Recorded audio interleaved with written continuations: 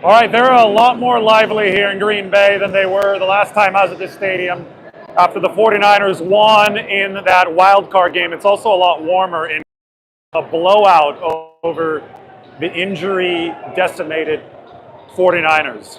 So those wearing the green and yellow here are definitely happy. 49ers fans, well, if anybody who's doubting the importance of Brock Purdy and Nick Bosa, they can probably start doubting their importance. That's what happens when you don't have two of the better players or two of the best players in the game. Purdy, obviously, that quarterback position was sorely missed, and Nick Bosa was not rushing the quarterback today, and he was not playing run defense, and the 49ers just got absolutely worked. If they were going to have a chance in this game, the 49ers defense was going to have to lead the way with some energy, with some creativity. Nick Sorensen did not bring any of that. And then the defense on the field obviously didn't help him. They had 10 missed tackles in the first quarter. That was the most out of any team in the entire National Football League this year. 10 missed tackles in a quarter. They hit over 20 missed tackles on the game. It was a complete no-show for the 49ers defense. A complete no-show for the 49ers defense. They absolutely needed some spark from that side of the ball, and they just didn't get it. So I think that's the simplest way to describe what happened to the 49ers today, because nobody expected a lot from Brandon Allen and the 49ers offense in this game. They expected that part of the ball. If you expected something just because they've got a lot of weapons, I have a bridge to sell you. Brock Purdy makes so much of this offense run. So what the 49ers needed was for their defense to help them set the table for the offense in this game. And the defense did not do that. There was a chance in the second half when the 49ers started marching down the field where I thought they could maybe bring this to become a more competitive game. But that's where I thought Kyle Shanahan made his biggest mistake. On 4th and 2, Kyle Shanahan ran empty backfield, which after a few successful runs didn't make any sense to me at all. It's not like you have Brock Purdy back there. You don't have a great quarterback back there. You've got a backup in Brandon Allen. And Shanahan decided to go empty backfield, out-pattern to Christian McCaffrey. Obviously, didn't work.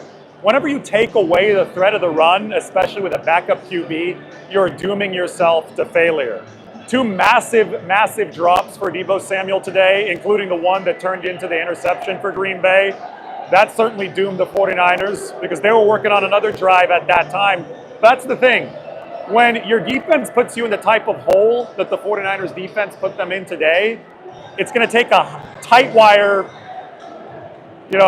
just a complete balancing act from the offense to stay in the football game. So they obviously weren't able to do that, given the combination of Brandon Allen playing quarterback, no Trent Williams, obviously, on the offensive line.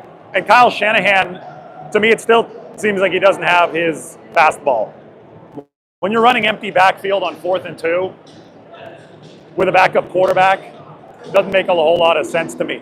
The crazy thing is that Seattle beat Arizona, so the 49ers are still right in the NFC West race. They've dropped to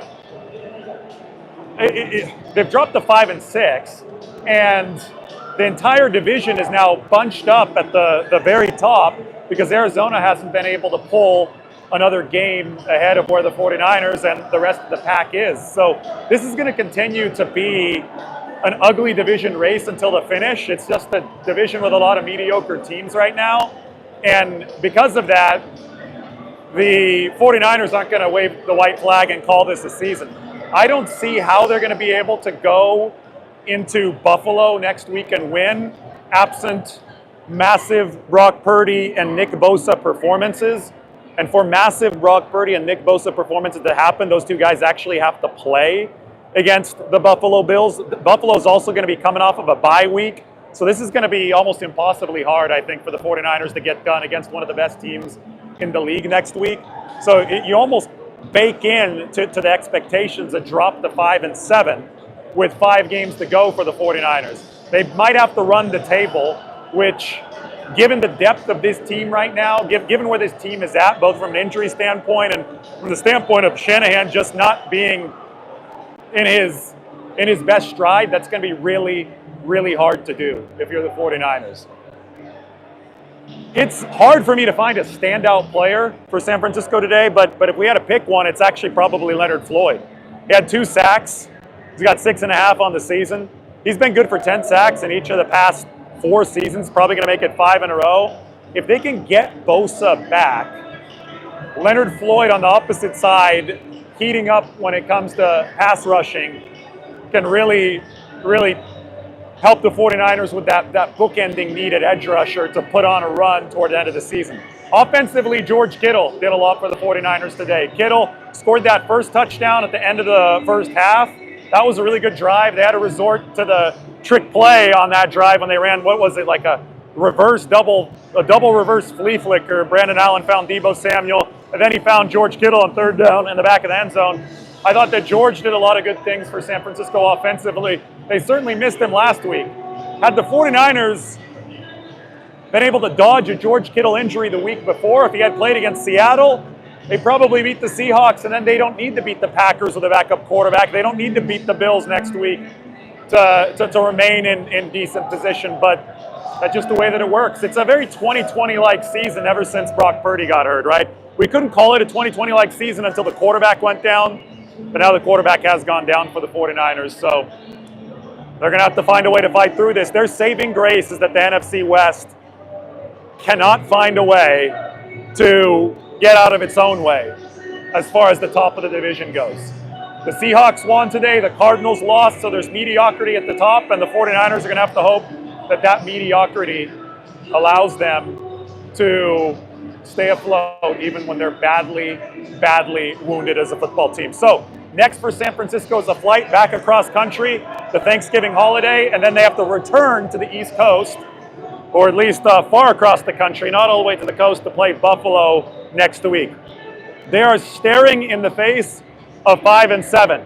But even at 5-7, if they do lose against Buffalo, they will not be mathematically eliminated, not even close, just because of the logjam at the top of the NFC West. So the key is for the 49ers to get Brock Purdy back and to get Nick Bosa back as quickly as possible. You should never underestimate the importance of those 2 star players. Brock Purdy makes the offense run. He had Brandon Allen had weapons today. Kyle Shanahan had weapons today, but he didn't have Brock Purdy. And Nick Bosa obviously binds that 49ers defense together. Dre Greenlaw might be coming back at some point too. Somebody just pointed out. I saw the comment flash across the screen. Greenlaw's nice, but that's an Achilles injury. We don't know how quickly he'll reintegrate. Bosa helps so much, both from a pass rushing perspective and from a run defense perspective. And on a day that the 49ers just got embarrassed, where they didn't show up in terms of the run defense, well, we saw why Nick Bosa is so cherished on this football team. Bosa and Purdy, 49ers didn't have them. They get blown out by the Packers. Most points San Francisco's given up since 2020 when they faced the Dolphins in that Brian Allen game and gave up 43 points. All right, guys, we will talk to you very soon. I've got to head down to the locker room.